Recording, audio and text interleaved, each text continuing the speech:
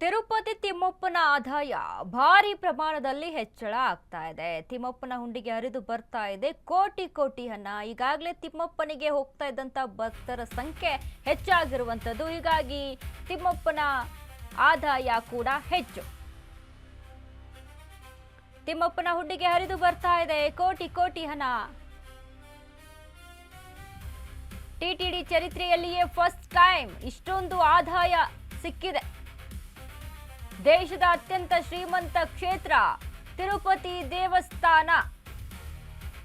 ಭಕ್ತರ ಅಪಾರ ಕಾಣಿಕೆಯಿಂದಾಗಿ ಆದಾಯದಲ್ಲಿ ಭಾರಿ ಹೆಚ್ಚಳ ಆಗಿದೆ.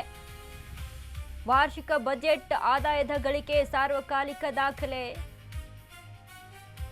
ಜುಲೈ ತಿಂಗಳಲ್ಲೇ ಹುಂಡಿಗೆ ಬಂದಿದ್ದು 140.28 ಕೋಟಿ.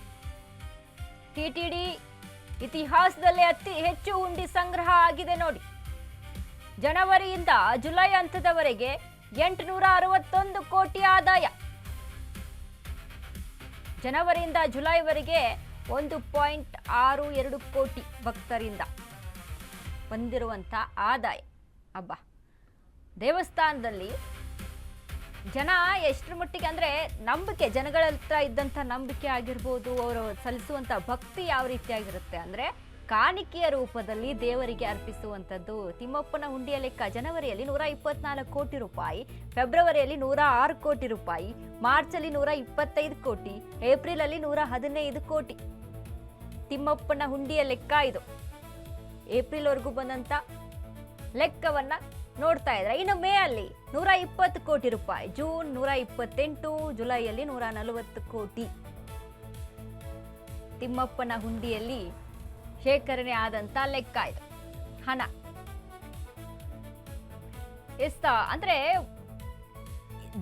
ಜನಗಳ ಮಧ್ಯೆ ಇದ್ದಂತ ನಂಬಿಕೆ ಯಾವ ರೀತಿಯಾಗಿ, ದೈವ ಭಕ್ತಿ ಯಾವ ರೀತಿಯಾಗಿದೆ ಅಂತ ಅಂದ್ರೆ, ತನ್ನ ಹತ್ರ 10 ರೂಪಾಯಿ ಇದ್ರು ಅದ್ರಲ್ಲಿ 5 ರೂಪಾಯಿನಾದ್ರೂ ದೇವ್ರ ಹುಂಡಿಗೆ ಹಾಕಿ ಬರ್ತಾನೆ ಅಂತ. ಅಷ್ಟರ ಮಟ್ಟಿಗೆ ಮನುಷ್ಯ ಮತ್ತು ದೇವರ ಮಧ್ಯೆ ಇದ್ದಂತ ಒಂದು ಭಾವನಾತ್ಮಕ ಸಂಬಂಧ ಅದು. ಹಾಗಾಗಿ ಈಗ ತಿರುಪತಿ ತಿಮ್ಮಪ್ಪ ಅಂತ ಅಂದ್ರೆ ಒಂದ್ ಬಾರಿನಾದ್ರೂ ತಿಮ್ಮಪ್ಪನ ದರ್ಶನ ಮಾಡ್ಲೇಬೇಕಪ್ಪ.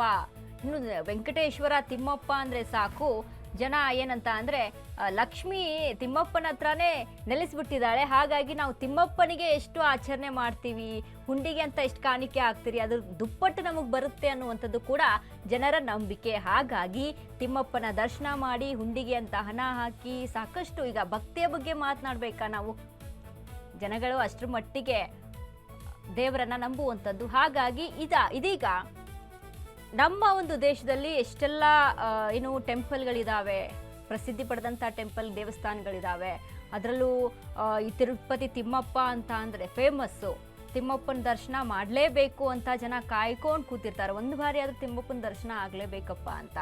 ಹಾಗಾಗಿ ತಿಮ್ಮಪ್ಪನಿಗೆ ಹಣ ಹರಿದು ಬರ್ತಾ ಇದೆ, ಹುಂಡಿಗೆ ಹಣ. ಆದರೆ ಈಗ ನೋಡಿ, ಒಟ್ಟಾರೆಯಾಗಿ 861 ಕೋಟಿ ಅಂತ ಅಂದರೆ ನಿಜಕ್ಕೂ ಕೂಡ ದಾಖಲೆಯ ಮಟ್ಟ ಮೀರಿರುವಂಥದ್ದು ಇದು. ಅದ್ರ ಜೊತೆಗೆ ನೋಡಿ, ಈಗ ಜುಲೈಯಲ್ಲೂ ಕೂಡ 140 ಕೋಟಿವರೆಗೂ ಕೂಡ ಹಣ ಶೇಖರಣೆ ಆಗಿದೆ ಅಂತ ನೋಡಿದ್ರೆ. ಸೊ ಹಾಗಾಗಿ ಈಗ ಎಲ್ಲರೂ ಕೂಡ ಭಕ್ತಿ ಭಾವದ ಜೊತೆಗೆ ಕಾಣಿಕೆಯನ್ನ ಅರ್ಪಿಸುವಂಥದ್ದು ಆ ರೀತಿಯಾಗಿ ಇರುತ್ತೆ.